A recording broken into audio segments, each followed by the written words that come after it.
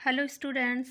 कल हमने पढ़ी थी सुमित्रा नंदन पंत की कविता संध्या के बाद, कक्षा 11th हिंदी साहित्य में। तो आज हम जो बची हुई कविता है उसको पूरा करते हैं। कल हमने पढ़ लिया था कि ऊँटों घोड़ों के संग बैठे खाली बोरों पर हुक्का भर। यहाँ तक कल हमने अध्ययन किया था। आगे हम देखते हैं। जाड़ों की सूनी द्वाभा में झूल रही निशि छाया गहरी, डूब रहे निष्प्रभा विषाद में खेत बाग गृह तरु तट लहरी। इसके माध्यम से कवि हमें कहना चाहते हैं, जाड़ों की सूनी द्वाभा में, द्वाभा शब्द है उसका अर्थ होता है दोहरी चमक। दोहरी चमक कैसे कि एक तो सूर्य की चमक होती है और एक संध्या के समय का जो प्रकाश होता है उसके लिए कहा गया है कि जाड़ों की सूनी द्वाभा में, कि सर्द ऋतु, सर्दियों की ऋतु के बारे में है कि सर्दियों में संध्या का जो प्रकाश है वो द्वाभा में यानी कुछ मंद हो चुका है, संध्या का समय हो चुका है। झूल रही निशि छाया गहरी, और संध्या के समय निशि छाया, अंत की निशि यानी होता है रात्रि में, छाया गहरी यानी अंधेरे की छाया है वो गहरी होती जा रही है। अर्थात संध्या का समय अधिक से अधिक होता जा रहा है और रात्रि आने को है। डूब रहे निष्प्रभ विषाद में खेत बाग गृह तरु तट लहरी। डूब रहे निष्प्रभ, निष्प्रभ यानी कि जहाँ पर कोई चमक नहीं हो, बिना चमक के, विषाद में, तो विषाद यानी होता है दुख या निराशा में। इस अंधकार में सभी कुछ उदास होकर डूबता जा रहा है। खेत बाग गृह तरु तट लहरी, कि खेत हैं, बाग बगीचे हैं, घर हैं, वृक्ष हैं और जो नदी के किनारे हैं और साथ में लहरें हैं, ये सारे के सारे अंधकार में डूबते जा रहे हैं। जाड़ों की सूनी द्वाभा में झूल रही निशि छाया गहरी। कवि पंत कहते हैं कि सर्दियों में संध्या के समय जो प्रकाश दोहरी आभा में, दोहरे प्रकाश के रूप में दोहरी चमक दिखाई दे रही है, तो उस समय जाड़े की ठंडी रात्रि भी धीरे धीरे अंधकार में डूबती जा रही है। डूब रहे निष्प्रभ विषाद में, और इस अंधकार में सभी कुछ डूबता जा रहा है। अर्थात सारी उदासी है वो भी धीरे धीरे डूबती जा रही है। लोग अपने घरों में जा रहे हैं और उस अंधेरे में खेत बाग बगीचे, घर, वृक्ष, तट और लहरें भी डूबती जा रही है। अर्थात चारों ओर अंधेरा ही अंधेरा फैलता जा रहा है।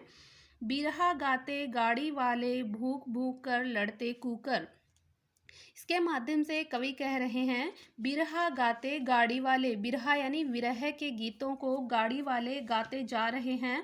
अर्थात जो गाड़ीवान हैं वो विरह के गीतों को गाते हुए आगे बढ़ रहे हैं। भूख भूख कर लड़ते कूकर, कूकर यानी होते हैं कुत्ते, और जो कुत्ते हैं वो भौं भौं करके लड़ते हुए दिखाई दे रहे हैं।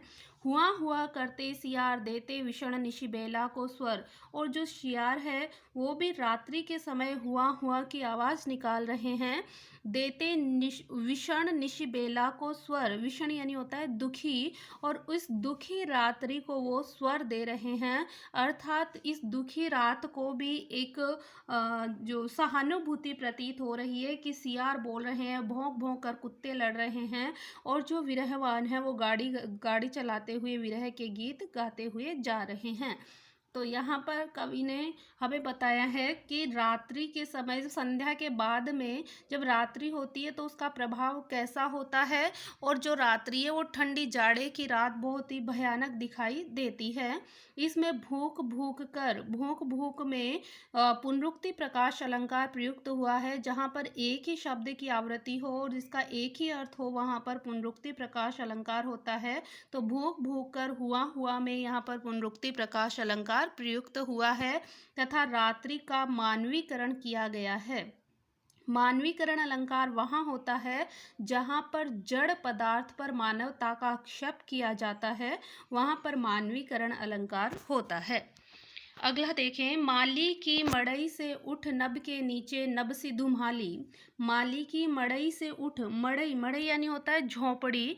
जो माली है वो रात्रि में अपने घर आ जाता है और उसकी मड़ैया अर्थात झोंपड़ी से उठ नभ के नीचे नभ सी धुम्हाली, धुम्हाली यानी होता है धुएं के जैसा, और आकाश के नीचे नभ के समान यानी बादलों, जब धुआं उठता है तो ऐसे लगता है जैसे कोई बादल हो। तो जब आकाश के नीचे माली की झोंपड़ी से आकाश के नीचे धुआं सा उठने लग जाता है, अर्थात माली के घर में भोजन पकाने के लिए आग जलाई जा रही है। मंद पवन में तिरती नीली रेशम की सी हल्की जाली, और मंद पवन में यानी हल्की हल्की जो हवा चल रही है उसमें तिरती यानी तैरती हुई नीली रेशम की सी हल्की जाली, ऐसा लगता है नीला रेशम है जिसकी हल्की जाली सी बुन चुकी है। वो धुआं ऐसे लग रहा है जैसे नीले रेशम की कोई जाली हो। तो यहाँ पर जहाँ पर सा सी समान सदृश, जहाँ पर सब शब्द हमें वाचक शब्द दिखाई दे वहाँ पर उपमा अलंकार होता है। तो इस लाइन में हमें दो उपमा अलंकार दिखाई दे रहे हैं, नभ सी धुमाली और रेशम की सी हल्की जाली। तो यहाँ जहाँ पर उपमेय और उपमान में समानता दर्शाई जाए वहाँ पर उपमा अलंकार होता है।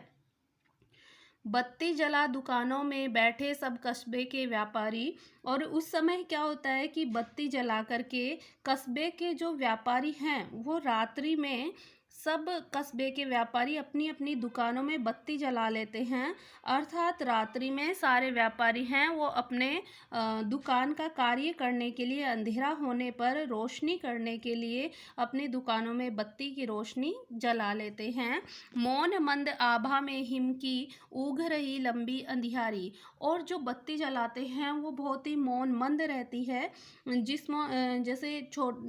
जैसे पहले के ज़माने में जिसको हम चिमनी बोला करते थे, अर्थात उसका बहुत ही थोड़ा सा लैम्प किसी जहाँ पर लाइट हो वहाँ के लिए कहा गया है। मौन मंद आभा में, इस चुप और धीरे धीमी धीमी आभा में यानी चमक में, हिम की ऊँग रही लंबी अंधियारी, जो हिम की यानी कि सर्दी के प्रभाव के कारण बर्फ की सी ऊँग रही लंबी अंधियारी, लंबी अंधियारी का तात्पर्य अंधेरी रात बहुत ही लंबी होती है, सर्दियों की जाड़े की रात लंबी होती है तो इसके लिए प्रयुक्त हुआ है। इस मौन और चुप्पे और मंद धीमी एकदम मंदिम मंदिम रोशनी में बर्फ, ऐसे लग रहा है बर्फ है वो लंबी अंधेरी को लेकर आई है, अर्थात सर्दी के प्रभाव से जाड़े की अंधेरी रात लंबी होती हुई सी दिखाई दे रही है। हिम की ऊँग रही लंबी अंधियारी में यहाँ पर उत्प्रेक्षा अलंकार प्रयुक्त हुआ है कि मौन मंद आभा में हिम की ऊँग रही लंबी अंधियारी, जैसे कि हिम की कोई लंबी अंधियारी हो, तो यहाँ पर जो जहाँ पर आता है वहाँ पर उत्प्रेक्षा अलंकार प्रयुक्त होता है। आगे देखें, धुआं अधिक देती है टिन की डबरी कम करती उजियाला, जो व्यापारी है उसने जो टिन की डबरी, जिसको अभी मैंने बताया था छोटी लैम्प जिसको हम चिमनी कहते थे वो वाली, तो धुआं अधिक देती है। कवि पंत कहते हैं कि गांव की गरीबी का वर्णन करते हुए जो टिन की डबरी है वो अधिक धुआं दे रही है, कम करती उजियाला, और उजाला कम कर रही है, अर्थात जिसे रोशनी बहुत कम है तथा धुआं अधिक मात्रा में निकल रहा है। टिन की डबरी उसी छोटी लैम्प को कहा गया है। मन से कड अवसाद श्रांति आँखों के आगे बुनती जाला, अवसाद यानी होता है दुख और शांति यानी होता है थकान।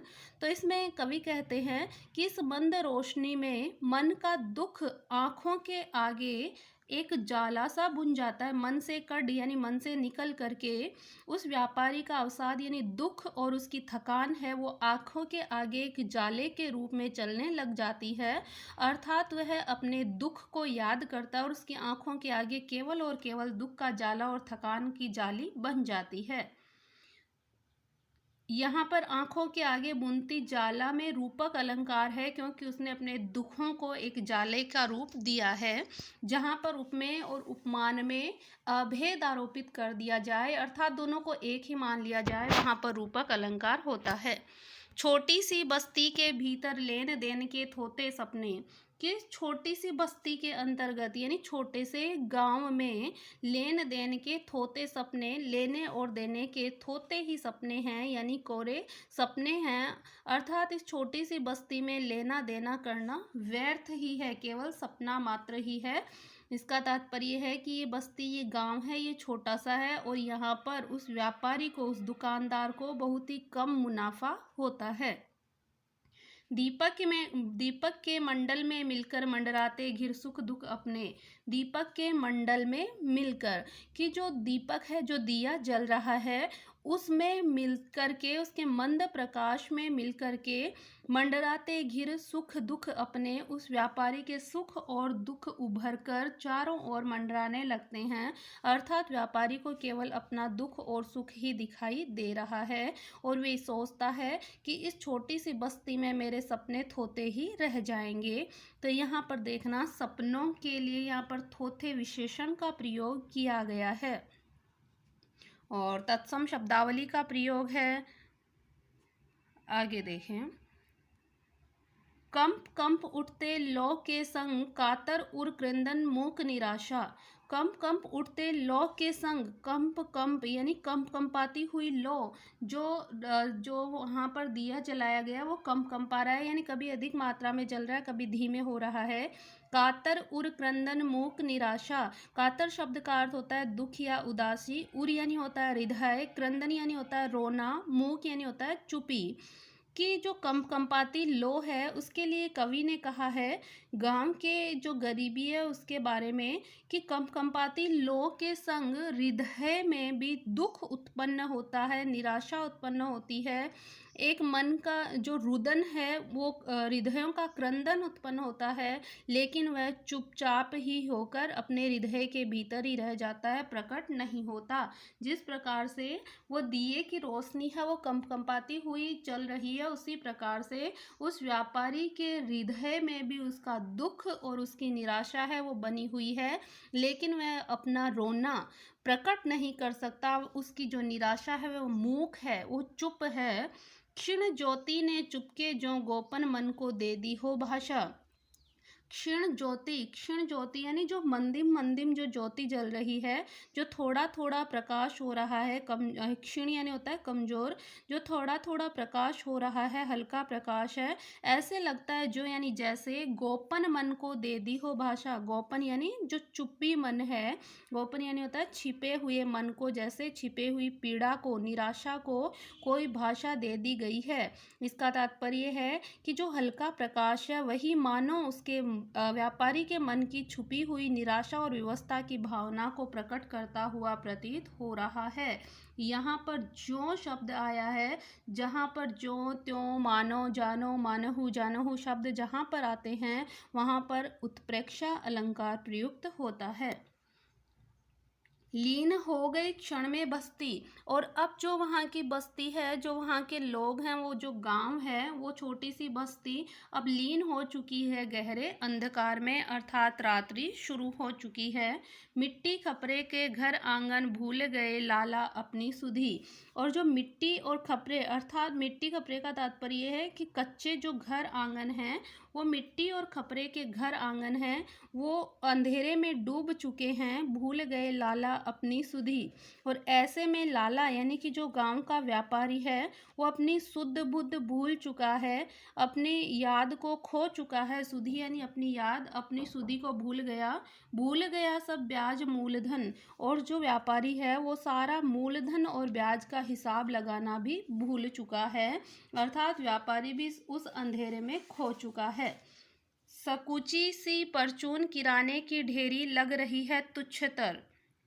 सकुची सी यानी संकुचित सी, परचून की दुकान जिसमें सारा सामान मिलता हो, किराने की ढेरी लग रही है तुच्छतर। तुच्छतर शब्द का अर्थ होता है छोटे से छोटी।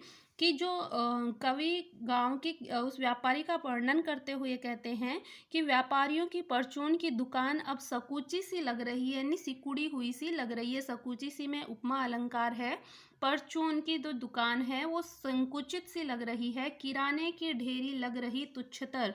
और जो किराने के सामान की जो ढेरी है, जो ढेर है, वो धीरे धीरे छोटे से छोटा होता हुआ जा रहा है, अर्थात उसके पास जो सामान है वो वस्तुएं भी कम होती जा रही है। इस नीरव प्रदोष में आकुल, इसी नीरव प्रदोष, नीरव यानी होता है शांत और प्रदोष होता है संध्या और रात्रि के मिलन का समय, जहाँ पर रात्रि और संध्या के बीच का समय होता है। आकुल यानी होता है व्याकुलता। रात्रि के इस प्रथम प्रहर में शांत वातावरण में दुकानदार का हृदय बहुत ही व्याकुल होता जा रहा है। उमड़ रहा अंतर जग बाहर अनुभव करता लाला का मन। उमड़ रहा अंतर जग बाहर, कि अब जो वहाँ का लाला है अर्थात जो वहाँ का छोटा व्यापारी है, उसके अंतर से, उसके अंतर यानी हृदय से अब उसका जो हृदयगत दुख है, परेशानी है, वो हृदय से बाहर निकल रही है, वो दुख उमड़ उमड़ कर बाहर निकल रहा है। अनुभव करता लाला का मन छोटी हस्ती का सस्तापन। हस्ती यानी होता है हैसियत। अब वो लाला है, वो अपनी छोटी हैसियत का विचार करते हुए निराश हो जाता है। उसका मन ये सोचता है कि मेरी हैसियत इतनी छोटी क्यों है, अर्थात मेरे पास कुछ भी क्यों नहीं। जाग उठा उसमें मानव, ओ असफल जीवन का उत्पीड़न। अब उसके हृदय में मानवता, मनुष्यता की भावना जाग उठी है। ओ यानी और वह सोचता है कि अपना जीवन असफल मुझे प्रतीत हो रहा है। वह केवल उसके जीवन, असफल जीवन के दुखों की केवल कहानी बनी हुई है। अर्थात वो व्यापारी अपने मन में सोच रहा है कि मेरे पास, मैं इतना छोटा क्यों हूँ, मेरी हस्ती इतनी छोटी क्यों है, मैं इतना सस्ता क्यों हूँ। और उसमें ऐसे सोचते हुए मनुष्यता की भावना आती है और वो अपने असफल जीवन की दुख और पीड़ा को अपने अंदर गढ़ लेता है। आगे देखें। दैन्य दुख अपमान ग्लानि, चिर क्षुधित पिपाशा मृत अभिलाषा। दैन्य दुख अपमान ग्लानि, दैन्य यानी दीनता का भाव, दैन्य शब्द का अर्थ होता है दीनता का भाव, दुख, अपमान और ग्लानि, ग्लानि यानी अपने स्वयं के ऊपर घृणा। चिर क्षुधित पिपाशा, चिर यानी बहुत लंबे समय की, क्षुध यानी भूख, क्षुधित यानी होता है भूख, पिपाशा यानी प्यास, मृत अभिलाषा, अभिलाषा यानी इच्छाएं। तो कवि इसमें कहते हैं, गांव की गरीबी और दरिद्रता का वर्णन करते हुए कहते हैं कि वे लोग दैन्य दुख अपमान ग्लानि, वे दीनता, दुखी, अपमान और ग्लानि से भरे हुए हैं। अर्थात वे दीनता, दुख, बेइज्जती और घृणा के भावों को झेलते रहते हैं। चिर क्षुधित पिपाशा मृत अभिलाषा, और वो लंबे समय से भूखे और प्यासे रहते हैं तथा उनकी अभिलाषाएं, उनकी इच्छाएं भी मर चुकी है, क्योंकि उनकी इच्छाएं कभी पूरी ही नहीं होती।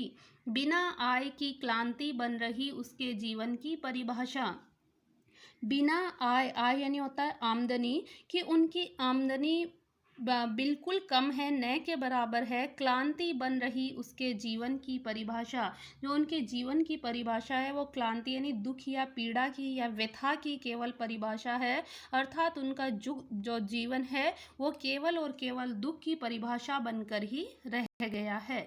जड़ अनाज की ढेर सदृश ही वह दिन भर बैठा गद्दी पर।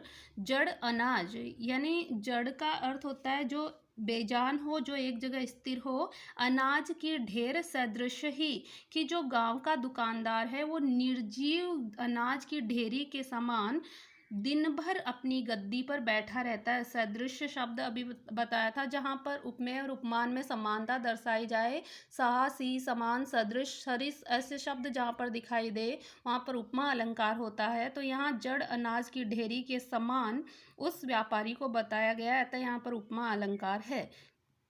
गांव का दुकानदार निर्जीव अनाज की ढेरी के समान दिन भर दुकान की गद्दी पर बैठा रहता है। बात बात पर झूठ बोलता कौड़ी की स्पर्धा में मरमर, और वह बात बात में झूठ बोलता है, क्योंकि जो व्यापारी है वो अपनी बिक्री को बढ़ाने के लिए, अधिक पैसे कमाने के लिए वह बात बात में झूठ बोलता है। कौड़ी की स्पर्धा में मरमर, वह कौड़ी की यानी कि थोड़े से पैसे कमाने की स्पर्धा में मरता रहता है और वह बात बात पर झूठ बोलता रहता है। यहाँ पर मर मर शब्द में पुनरुक्ति प्रकाश अलंकार प्रयुक्त हुआ है। फिर भी क्या कुटुंब पलता है, रहते स्वच्छ सुगर सब परिजन। कवि कहता है कि फिर भी क्या कुटुंब पलता है, कुटुंब यानी परिवार। फिर भी क्या हम देखें तो उस व्यापारी का, उस दुकानदार का क्या परिवार का भरण पोषण होता है। अर्थात वो दुकानदारी के लिए झूठ बोलता है, खूब प्रयास करता है, लेकिन फिर भी उसका कुटुंब, उसका परिवार उससे नहीं पल पाता। रहते स्वच्छ, क्या उसके परिवार के जो जन हैं, जो लोग हैं वो स्वच्छ रहते हैं, स्वच्छ कपड़े पहनते हैं। सुघर सब परिजन, सुघर यानी स्वस्थ, और क्या सारे परिजन स्वस्थ रहते हैं, क्या उनका स्वास्थ्य सही रहता है? बना पा रहा वह पक्का घर, क्या वह अपने लिए पक्का घर बना पा रहा है? अर्थात उसके रहने के लिए पक्का घर भी नहीं है, पहनने के लिए स्वच्छ कपड़े नहीं हैं और उनका शरीर भी स्वस्थ नहीं है। मन में सुख है, जुटता है धन, क्या वह मन में सुखी है? अर्थात ना तो वो सुख को प्राप्त करता है और ना ही वह धन को जोड़ पाता है। खिसक गई कंधों से कथड़ी, ठिठुर रहा अब सर्दी से तन। अब जो व्यापारी है उसके कंधों से कथड़ी यानी होता है गुदड़ी, जो पुराने वस्त्रों की बनाई जाती है, अब उस व्यापारी के कंधों से वह गुदड़ी भी खिसकती जा रही है। ठिठुर रहा अब सर्दी से तन, अब उसका शरीर है वो सर्दी के मारे ठिठुर रहा है, अर्थात वह ठंड में कांप रहा है। सोच रहा बस्ती का बनिया, वह बस्ती का बनिया उस छोटे से गांव का जो व्यापारी है वो मन ही मन में अपनी व्यवस्था को सोच रहा है। और क्या सोच रहा है? घोर विवशता का निज कारण, कि उसकी इस घनघोर व्यवस्था का, उसके जीवन की इतनी व्यवस्था का क्या कारण है? निज यानी अपनी अपनी इस व्यवस्था का क्या कारण है कि वह आगे क्यों नहीं बढ़ पा रहा? गांव का वह दुकानदार घोर व्यवस्था का जीवन जीने के लिए मजबूर क्यों है? तो इसमें भी कवि ने साधारण सरल सी भाषा का प्रयोग किया है। आगे देखें। शहरी बनियों सा वह भी उठ क्यों बन जाता नहीं महाजन। महाजन शब्द का अर्थ होता है रुपए, जो ब्याज पर रुपया देने वाला। तो कह रहा है वो व्यापारी मन ही मन सोच रहा है कि क्यों नहीं वह दुकानदार भी, वह छोटा सा दुकानदार भी शहरी बनियों की भांति, शहरी व्यापारियों की भांति बड़ा क्यों नहीं बन जाता? वह भी एक महाजन या सेठ बनने का अधिकारी क्यों नहीं है? रोक दिए हैं किसने उसकी जीवन उन्नति के सब साधन, कि उसकी जीवन की उन्नति के सारे साधन किसने रोक दिए, अर्थात उसकी तरक्की को किसने रोक दिया है? यह उस व्यापारी को समझ में नहीं आ रहा। साधन यानी होता है उपाय। यह क्या संभव नहीं? व्यवस्था में जग की कुछ है परिवर्तन, क्या यह संभव नहीं है? क्या ऐसा नहीं हो सकता कि व्यवस्था में जग की कुछ हो परिवर्तन? जग की यानी सांसारिकता की व्यवस्था में कुछ परिवर्तन हो, अर्थात समाज की समस्त अर्थव्यवस्था में कुछ परिवर्तन होना चाहिए। कर्म और गुण के समान ही सकल आय वे का हो वितरण। कर्म और गुण के समान ही, कि व्यक्ति जो जितना कार्य करता है उसमें जितना गुण होता है उसके समान ही सकल आय वे का हो वितरण। सकल यानी संपूर्ण, संपूर्ण आय और वे का वितरण सभी के साथ में समान होना चाहिए, लेकिन ऐसा कुछ नहीं होता। वो व्यापारी सोच रहा है कर्म और गुण के आधार पर सभी की आमदनी और खर्चे का वितरण होना चाहिए, लेकिन ऐसा नहीं होता इस सांसारिकता में। घुसे घरौंदों में मिट्टी के अपनी अपनी सोच रहे जन, क्या ऐसा कुछ नहीं फूंक दे जो सब में सामूहिक जीवन। घुसे घरौंदे में मिट्टी के, कि सारे लोग जो अपने घरौंदे यानी कच्चे घर में, जब रात्रि में सब लोग अपने अपने कच्चे घरों में चले जाते हैं तो सब घुसकर यही सोचते हैं, जन यानी लोग, कि वहाँ पर सभी लोग ये मन ही मन सोच रहे हैं क्या ऐसा कुछ नहीं, कि क्या ऐसा कुछ नहीं हो सकता? फूंक दे जो सब में सामूहिक जीवन, कि जिसमें सामूहिक जीवन आ जाए, अर्थात सभी लोग एक समान सुख सुविधाओं का उपभोग करें और सभी में एक जैसा जीवन हो, सामूहिकता का जीवन हो। मिलकर जन निर्माण करे जग, मिलकर भोग करे जीवन का, कि मिलकर जन निर्माण करे जग, कि सारे जन सारे लोग मिलकर इस सांसारिकता का निर्माण करे, इस संसार का निर्माण करे, मिलकर भोग करे जीवन का, और जो कुछ इस जीवन में सुख सुविधाएं हो उन सभी का उपभोग, भोग यानी होता है उपभोग, सब मिलकर उस जीवन का उपभोग करें, सारी सुख सुविधाओं का उपभोग सब लोग मिलकर करें और एक नए संसार का निर्माण करें। यहाँ पर कवि ने प्रगतिवादी विचारधारा की अभिव्यंजना व्यक्त की है। जन विमुक्त हो जन शोषण से, हो समाज अधिकारी धन का। जन विमुक्त हो जन शोषण से, कि जो लोग शोषण, जो लोग हैं वो उन शोषित लोगों के लिए कहा गया जन विमुक्त हो जन शोषण से। विमुक्त यानी छुटकारा या स्वतंत्र, कि लोगों को शोषण से मुक्ति दिलाई जाए। हो समाज अधिकारी धन का, और सारा समाज है उन सभी पर धन का वो अधिकारी होने चाहिए, अर्थात धन पर सारे समाज का समान अधिकार होना चाहिए। ऐसा लोग अपने घरों में दुबके हुए सोचते रहते हैं, और ऐसा अगर हो जाए तो चारों ओर सारा जीवन सुखी ही सुखी हो जाए। आगे देखें, दरिद्रता पापों की जननी, मिटे जनों के पाप ताप भय। दरिद्रता पापों की जननी, जो ये दरिद्रता है, जो गरीबी है, वो ही गरीबी पापों को जन्म देने वाली है, अर्थात गरीबी के कारण ही पाप किए जाते हैं। गरीबी ही सभी प्रकार के पापों को करवाती है। मिटे जनों के पाप ताप भय, सुंदर हो अधिवास, वसन तन पशु पर फिर मानव की हो जय। मिटे जनों के पाप, अगर ये गरीबी दूर हो जाए तो लोगों के जीवन से पाप मिट जाएंगे, ताप यानी कष्ट और पीड़ा मिट जाएगी, और लोगों का भय भी मिट जाएगा। सुंदर हो अधिवास, कि लोगों का अधिवास यानी होता है घर या निवास स्थान, वसन यानी वस्त्र, तन यानी शरीर, और लोगों के रहने के लिए सुंदर मकान होने चाहिए, स्वच्छ कपड़े होने चाहिए, स्वस्थ शरीर होना चाहिए। पशु पर फिर मानव की हो जाए। पशु यानी पशुता पर, पशुता की भावना का यहाँ पर अर्थ है, मानव से मानवता की भावना का है। अगर ऐसा हो जाएगा तो पशुता की भावना पर मानवता की भावना की विजय हो जाएगी।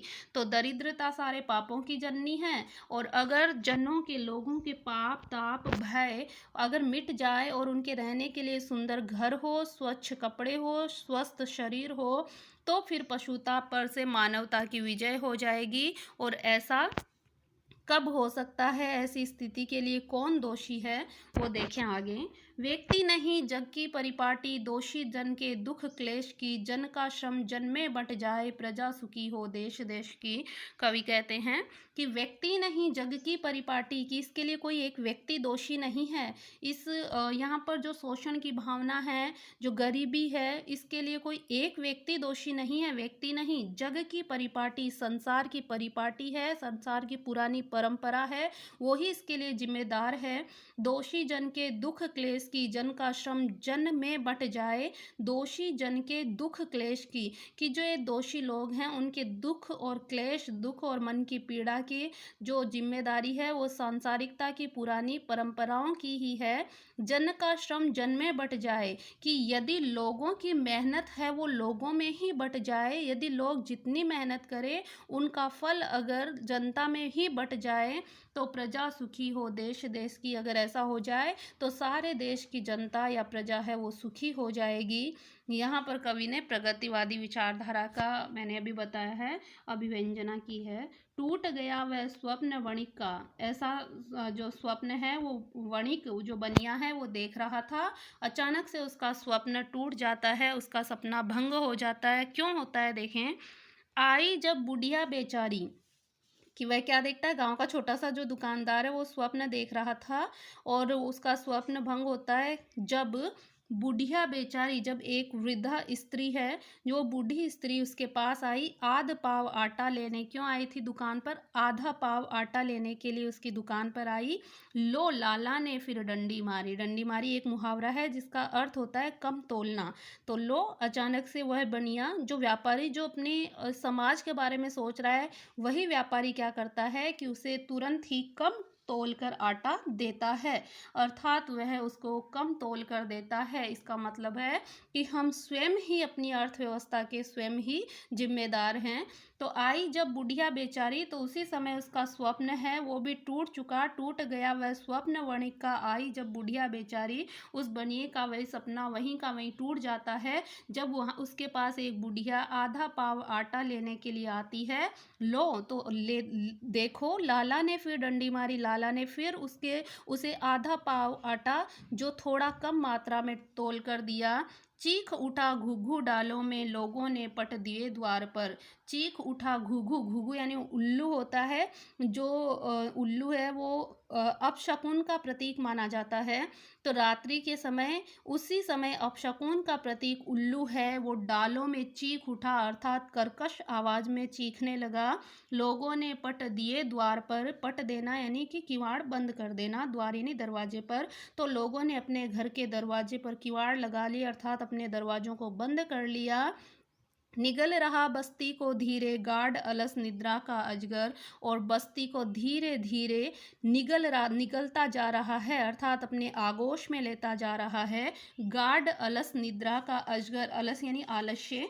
धीरे धीरे सारा गांव है वो आलस्य में डूबता जा रहा है, और निंद्रा का अजगर है वो उसे अपने आलस्य में डुबोता जा रहा है, अर्थात सब लोग अपने अपने घरों में जाकर नींद में डूब जाते हैं। ऐसा लगता है कि नींद का अजगर उन्हें निगल रहा है।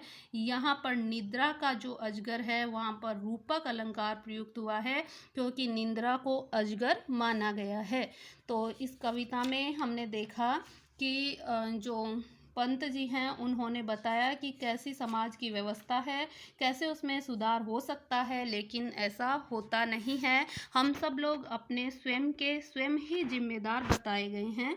तो इस कविता का मूल भाव यही है कि इसमें सामाजिक और आर्थिक पक्ष को कवि ने रेखांकित किया है, ग्रामीण प्राकृतिक दृश्य का वर्णन किया है, संध्या के समय का वर्णन किया है, और उस संध्या के समय में गांव की गिरती आर्थिक स्थिति पर चिंता व्यक्त की है, छोटे छोटे दुकानदारों के माध्यम से बिगड़ती हुई आर्थिक दशा का वर्णन किया है, और साथ में प्रगतिवादी विचारधारा का भी स्पष्ट प्रभाव हमें इस कविता में देखने को मिलता है। अगली कविता हम महादेवी वर्मा की है, जो हम अगले वीडियो में पढ़ेंगे। तब तक के लिए धन्यवाद।